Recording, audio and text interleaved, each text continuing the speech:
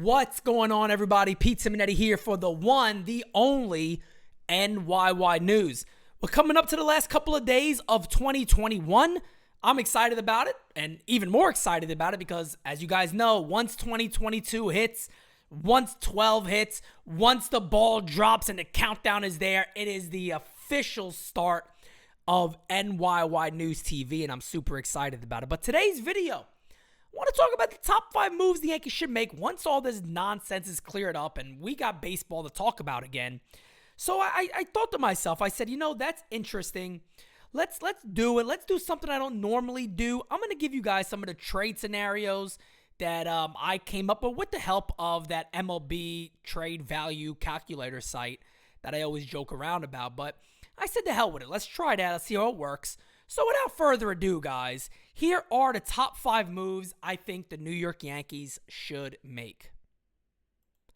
Number 5, we have Seiya Suzuki and a potential trade. This one's interesting, for Victor Robles. The reason why I said Victor Robles, let me tell you guys right now. Victor Robles, you guys know, you're going to see his numbers and go, Pete, what the hell? Maybe one of those deals that you look at and you get somebody on the cheap and they could pay off. Robles is still very, very young, and I like it. So here's what I said. Maybe a J.P. Sears for Robles. Maybe the Yankees do Davy Garcia for Robles. I don't know if they would do that, but that's just a maybe. And then the guy you're seeing on the screen, Seiya Suzuki, I think is actually going to happen. I actually think the Yankees are the favorite to land Suzuki. That's nothing I know. I've been told they're very interested. But money-wise and the things I've heard about them, and the Yankees do amazing scouting. They do amazing international scouting. Look at that swing, my goodness. I think Seiya Suzuki is the guy the Yankees end up getting. I mean, then again, I'm not going to just say the moves they're going to make, because that's not me predicting this. This is the moves I would personally look to make. I've learned a lot about Suzuki. I've studied him quite a bit. I've asked a lot of questions about him, as you guys know. Many people I speak to believe he could play center field for a couple of years. Maybe he takes over left when Gallo is done or something along those lines. But everything I hear is that he's the best hitter to come out of that region since Ichiro and Matsui. So when you hear stuff like that, you hear that the big stage won't bother him. You hear about his outfield assist. You hear about his eye. You hear that he's a fly ball type hitter. All that really pays off well for Yankee Stadium and the American League East too. And the New York Yankees in general. They could definitely afford an outfielder if he's an adequate, average, slightly above average center fielder. That would absolutely be perfect for the New York Yankees, and I'm all for it. And again, going back to my Victor Robles thing, if you can make a deal with the Nationals and get him for the cheap, maybe like I said, a J.P. Sears, maybe you go a little higher, try to really woo the Nats into making that move, you do a Davy Garcia. I like both of those. I know some people will probably say, well, Pete, don't we got Florial? Yeah, we do, but the Yankees also signed Ender Inciarte today. So where is he on the totem pole? How much confidence do the Yankees have in Florial? You guys know I got confidence in him. I don't know how much confidence the Yankees themselves have in him. So we'll leave it at that. So number 5 is Seiya Suzuki via free agency. Maybe a Victor Robles trade via trade. Maybe you take a toss-up if you add some other guys. I like it. Let's move on to number 4.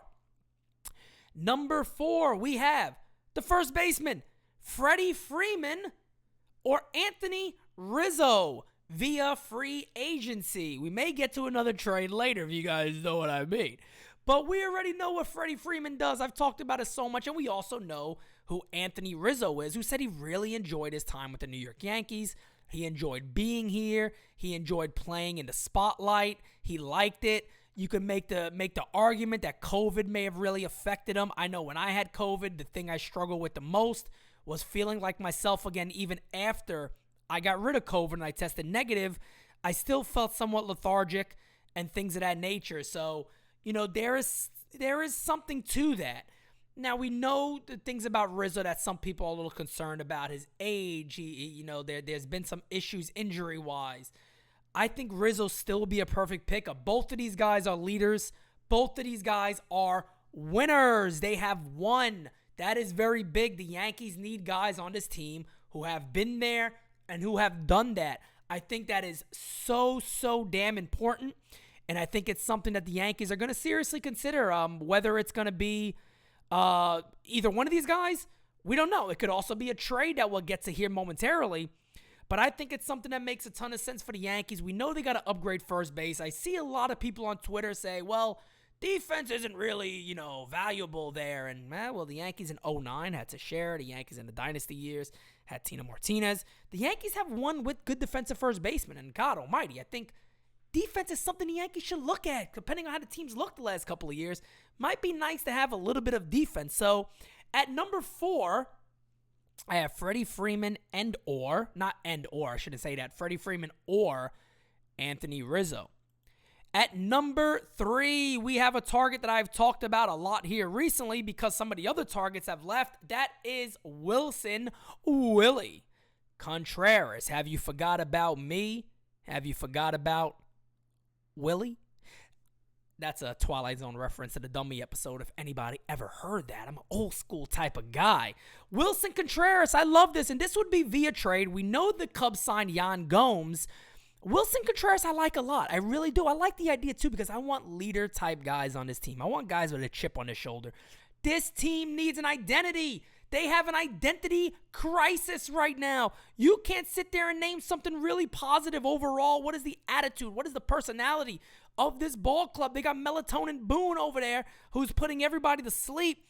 This team needs some characters on this club that will wake and shake everybody up. And let me tell you right now, Wilson Contreras is definitely one of those guys that can do it. Always have liked him. I love what he brings. I love who he is. So when you talk about a deal, this is something I just threw out there. Again, I am using the MLB calculator value site, whatever the hell it's called. Sorry, I don't get that right, but you guys all know what I'm talking about. Maybe a Ken Waldichuk, Clark Schmidt, and maybe a Salinas, low-ranked outfielder for the New York Yankees. That shows is about right, but maybe even just a Schmidt and a few others, maybe a Waldichuk and a few others, I still think can actually get a deal done. But again, I absolutely love the idea. I think the Yankees desperately, you guys have heard me talk about this a lot. I'm not going to talk about Gary. I promise. You guys have heard me talk about a lot how the Yankees really need to improve at catcher. I think the time is now. I think they have to do it. I think if they enter the season again with said name guy, it's not going to look good. It's not a good look. Again, 3/5 of the rotation didn't want to pitch to this person at the end of the year. Want to try to leave him out of the video as much as I can because I talked about him so much. But Wilson Contreras, I think, is a great fit. I think he's better defensively than what we have now, even if it's slightly better. I think he's a better hitter overall. I think he's faster. He got more speed. He's not a lard ass around the bases. And on top of that, too, he's not a mental mistake type guy. This guy's a hardened ball player. He wants to win. He wants to go out there and win. And guess what? He already has one. So I think all of that makes sense. I think this team needs winners on them. And I just think that really is something the Yankees can't take lightly. I think winning players and guys who have been there and done that is something this team really needs. At number 2, we have the big one that people are very excited about. Matt Olson and a starting pitcher. So I did throw it in there and a starting pitcher. So here's the trade calculator guy. You guys already know I hate these things, so don't take me for it. But you guys always ask, well, why don't you put that together? Okay, I'll do it. If you don't like it, that's your damn problem because I don't like it either. Sean Manaea is the guy I go with, and Matt Olson. In this deal, Herman, Heel, Peraza, Piera, and Voit would go back in a deal, and it's basically equal based on this trade value calculator. If you believe in these things, I don't. So disclaimer, don't go yelling at me, Pete, that's a bad deal. I'm just trying to make it calculate on this website that everybody always tells me and talks to me about, that it's accurate and blah, blah, blah, blah, blah. I'm just here to make you guys happy. But look, Matt Olson would be terrific. I love Matt Olson, and Manaea would be terrific. If you could have a 1 through 5, something along the lines of Cole, Manaea, Severino, Monty, Tyone, Cortez, and the list goes on and on from there, depending on who you move and what other moves you make. That is very important. Olson is great on both sides of the ball. We know that. He's great defensively. And, man, I don't know how many homers he hit in the Yankee Stadium, but I tell you what, that's a lefty bat who really dropped the K rate down a ton, and he's entering super prime seasons. So you give up what you got to give up to make this deal get done. I mean, this is a winning type deal. This is a deal that winning clubs look to make. And if the Yankees are going to be serious about winning this thing, this is a all-out move that you should make. On 150%, you should definitely make this move and go all for it. Depending on what the market is, we don't know what the value is going to be. Some people feel like it's not going to be as much as you think. Other people feel like, well, they're just going to hold on to them. They're going to ask for the Volpes and the Dominguez and things like that, and Cashman's going to walk away. I think you can easily make a deal. I think Peraza's no slouch. I think Heal's no slouch. Medina, if he's in there, is no slouch. These guys are not slouch prospects. They're top-of-the-line guys, and the New York Yankees can certainly make that move work. So, again, at number 2, we have Matt Olson, and I have Sean Manaea in there, but you can add whatever other starting pitcher you really want. I think Manaea would really fit the Yankees very well. And then number 1, you probably guessed it already.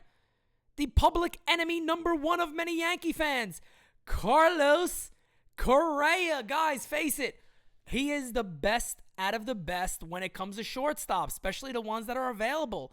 It is basically down to him and Trevor Story. You guys know, you've heard me before. I love Trevor Story.